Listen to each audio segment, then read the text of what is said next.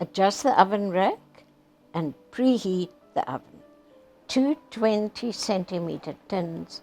Very, very important to use the right size tin. Line the tins with baking paper. Butter first, then fit the paper.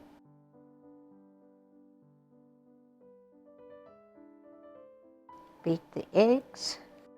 Gradually add the oil and beat like mad to form a good emulsion. Then the warmed milk or buttermilk. Cut open the bag with the dry mix. Add it all at once and then mix it in by hand. Don't overmix. Lovely consistency. Divide it between the two pans. Drop the pans a couple of times to level and expel the air into the oven.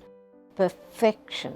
And it's beginning to shrink away from the sides of the tin. Leave them to cool down a bit before you turn them out. Remove the paper. Please remember not ever to ice until the cake is absolutely cold. And we used our vanilla icing to sandwich the cake together and dust it with icing sugar.